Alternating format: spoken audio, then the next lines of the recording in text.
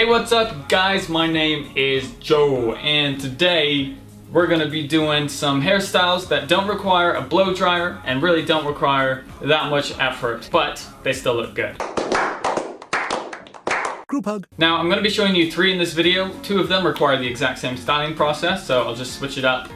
You'll see what I'm talking about when we get to that. The hairstyles that I'm showing you today are good alternatives to days when you don't want to be using a blow dryer, you know, save some of that heat, prevent some damage. That's what I'm talking about. So with all of the hairstyles that I'm going to show you, we're going to be starting out with damp hair, applying some product, using a comb and a brush, and then we'll take it from there. In addition to damp hair and the products that I'll be using, hair length actually plays a big part of these hairstyles as well. My hair right now is at the perfect length. Get a nice close-up of that. It's just about 4.5 inches right now, and what this means is that going from damp hair to dry hair, if I push it back, it's going to build in that perfect amount of curve and height without falling over, and then that just makes for a good hairstyle without using a blow dryer. So like 4.5 inches, 5 inches, that is the ideal length to work with these hairstyles that I will be showing you right now. Okay, so going into the styling, I can't stress this enough. Always start with damp hair, whether you're blow drying, whether you're not blow drying, damp hair is the way to go. So I've got damp hair and I'm gonna be using a sample of the Blue Mon pomade. Since it's not available, I will list an alternative or 2 in the description down below so you can see some good products that kind of are within the same ballpark. Right, I forgot to say when filming this video, one of the main points of doing these hairstyles without using a blow dryer is to promote healthy hair. And that's why these first 2 hairstyles are gonna have a shine finish. It's because we're using healthy product, adding nourishment into that hair at the same time. I'm gonna take a nice hefty amount of pomade, and you can use a little bit more when you're working with damp hair because damp hair will dilute whatever product you're using just a little bit. Thoroughly run that product through your hair, coat it evenly.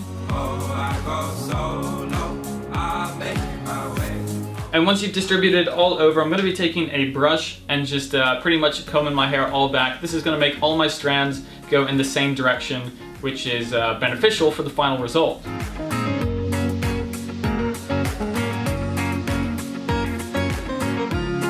After the comb, I'm going through with a narrow-toothed, I don't know what it's called, it's the opposite of wide tooth. A narrow-tooth comb to make it even tighter.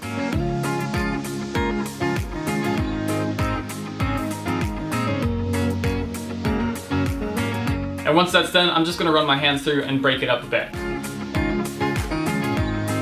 After this, you're pretty much done. You're going to wait for your hair to dry. And even though it doesn't look perfect right now, that's because it's wet. You just wait for it to dry, and then it's going to kind of put itself together. I'll show you here in a second. Okay, so I'm back with dry hair, and I let it just air dry naturally. I'm going to take that same comb, reposition it just as before. And then do the same with the narrow tooth comb once again. And after that, again, go through and finger comb my hair into position. As I said in the beginning, my hair length right now, which is 4.5 to 5 inches, really plays a key part into making this hairstyle work. It's that perfect length so that when it goes from wet to dry, it produces a really nice curve and volume without flopping over.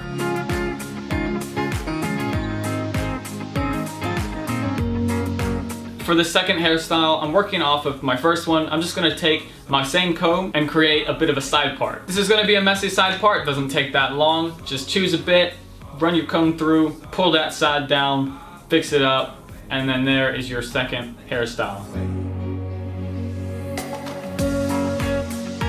Alright guys, well that was the first 2 using the pomade. Like I said, you can check the description for some alternatives since this pomade is not available yet. For this third hairstyle, honestly, the styling process is very similar. In fact, it's pretty much the same. We're just using a matte finish product instead of a shine finish. We're gonna be working with a classic, something I haven't used in a long time, and that is Claymation. Right here, I'll list some clays in the description that I like. I also like Baxter, but I'm out of Baxter right now. So a good old scoop of Claymation, emulsify and apply, spread out evenly all over the place in your hair.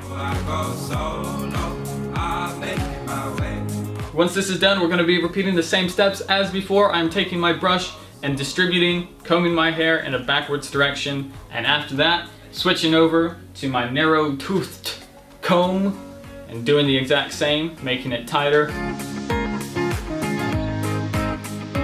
And after that, running my fingers through, breaking it up just a bit. And just like that, I'm done with the damp hair bit. I'm going to come back with completely dry hair. Alright, so I'm back. My hair is completely dry, and this time I'm just going to be using the brush because I don't need it to be that neat. We're not dealing with the pomade. Take the brush and comb it into place. And for the final step, I'm just using my hands to touch up and make it look real good.